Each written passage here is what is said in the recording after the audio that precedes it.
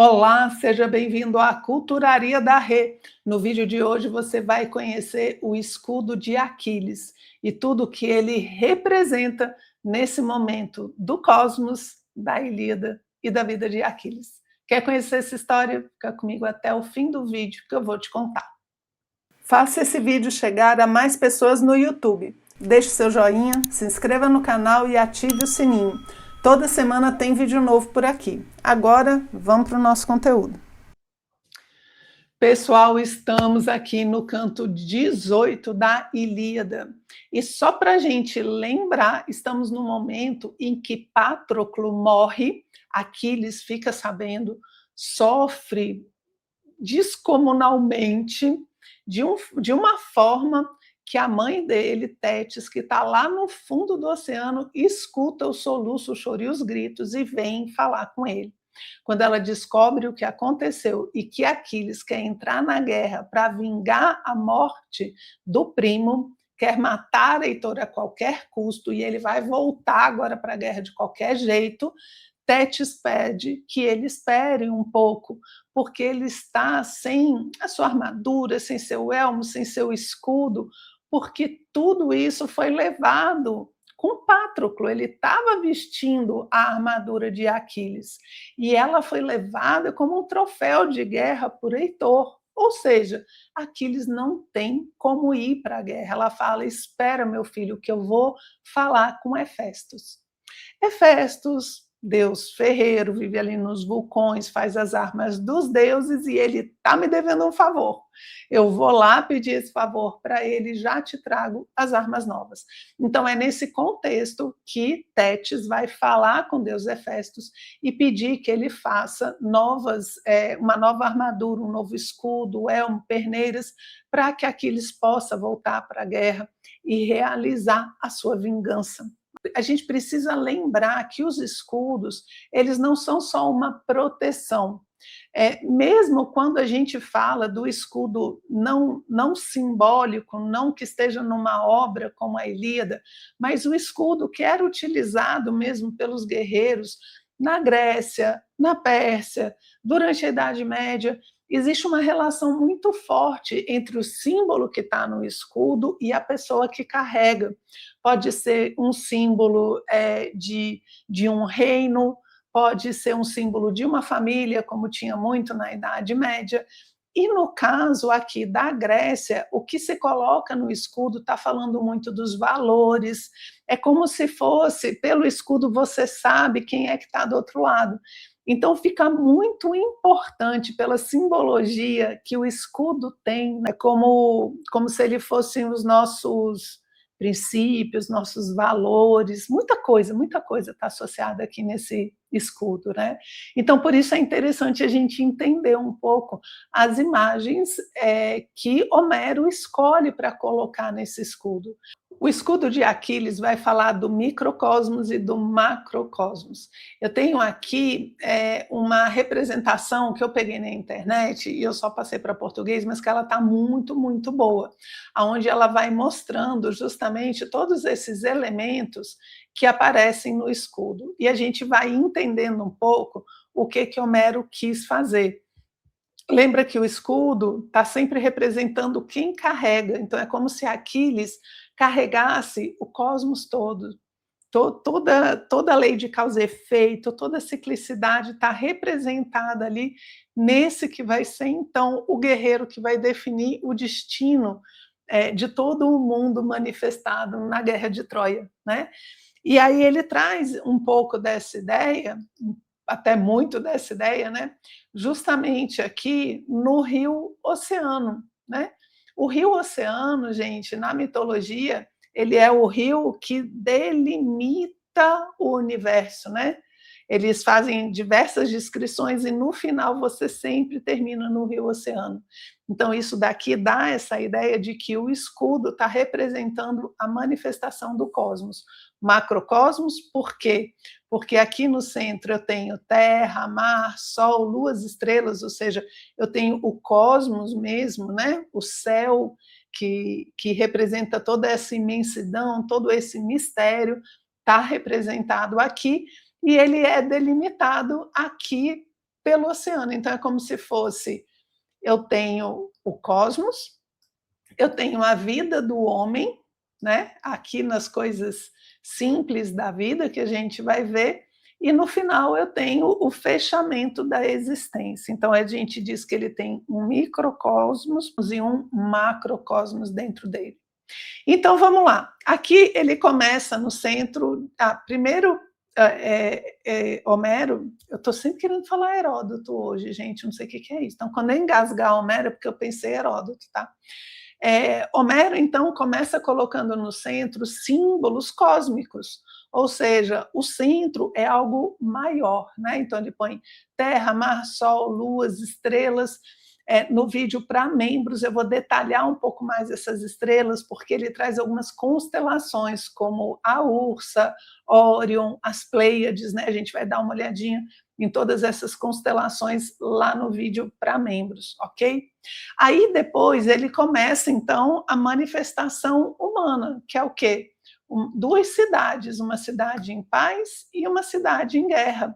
Olha só, é como se fosse assim, deixa eu mostrar para você como uma cidade em paz funciona e como uma cidade em guerra funciona, como uma constrói e como outra destrói.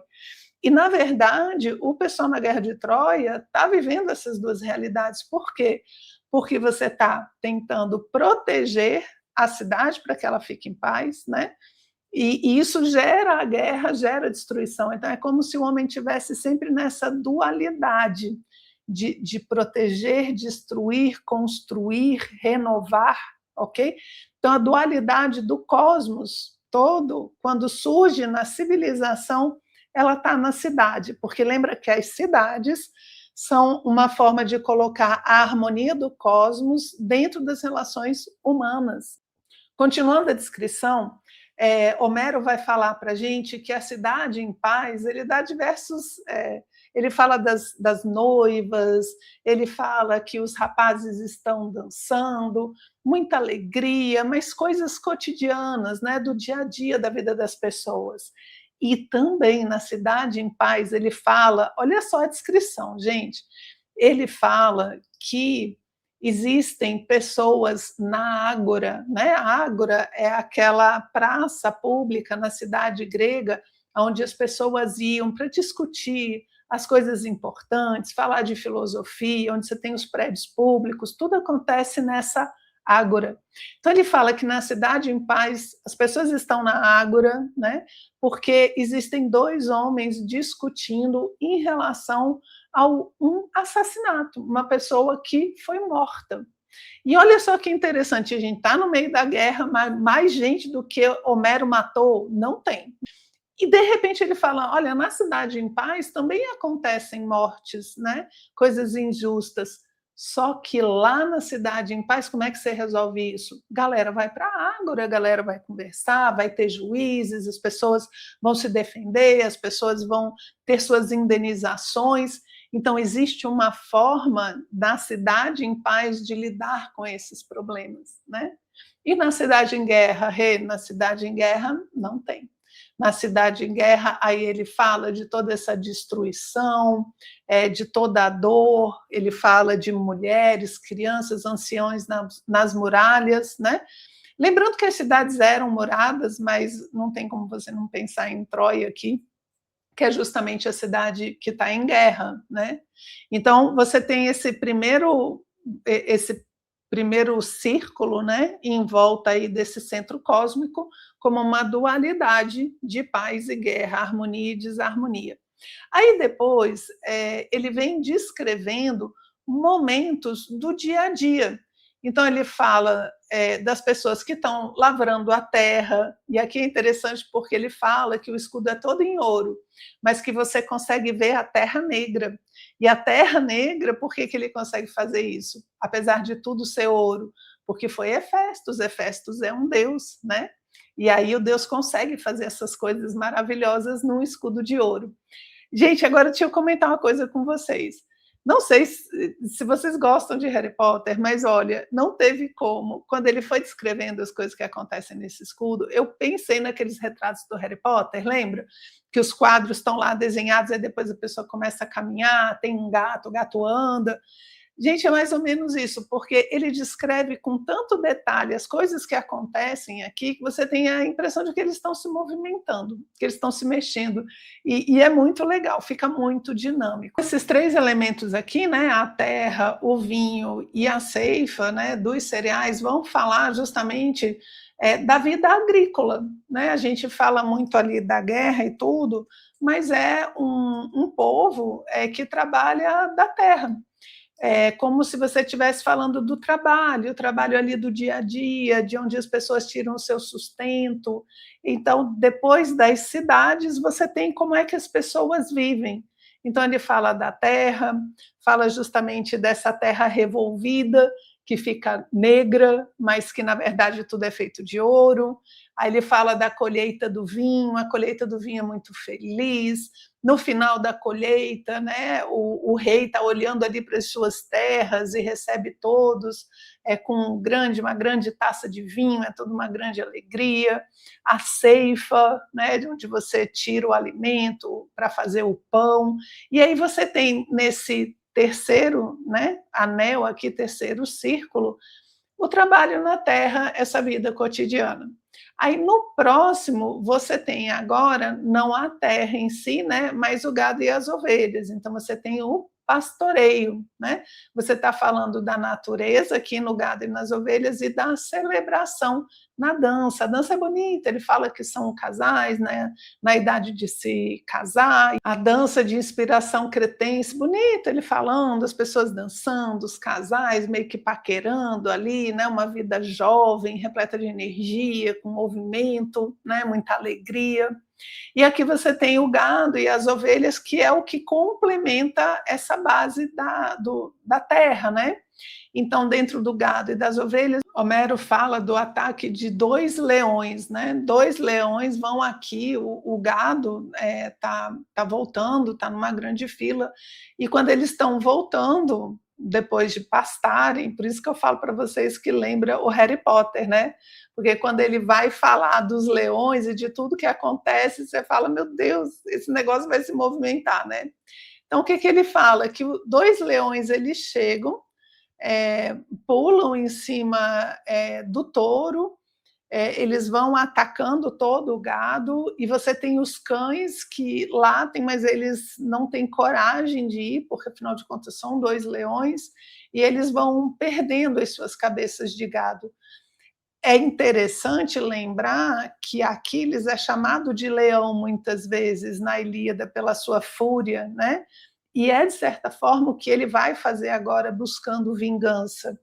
E também o ataque dos leões fala de que a natureza ela é indomável, que existe uma certa impotência, mesmo na civilização, né? Mesmo com você fazendo cidades, você sabendo arar a terra, cuidar do gado, em alguns momentos a natureza vai agir e o homem é meio impotente em relação a isso. E em volta temos o nosso rio-oceano, fechando tudo. Agora eu vou trazer uma outra imagem aqui para vocês, aonde a gente vai poder ver uma tentativa de fazer isso numa obra de arte, mesmo que é um escudo. Deixa eu pegar aqui para vocês.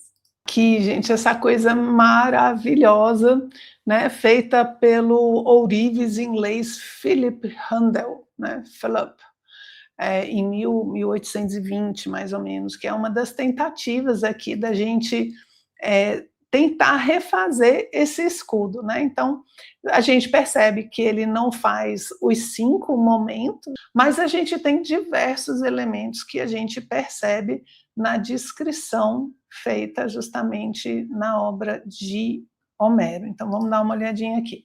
Aqui no centro, você vai ter o carro de Apolo, tá? Apolo aqui com seu carro, e isso é interessante porque ao redor do carro de Apolo, que é representação aí do Sol, né? Desse Sol que ele falou que tem lá, você tem diversas figuras femininas aqui que justamente vão representar as constelações, né?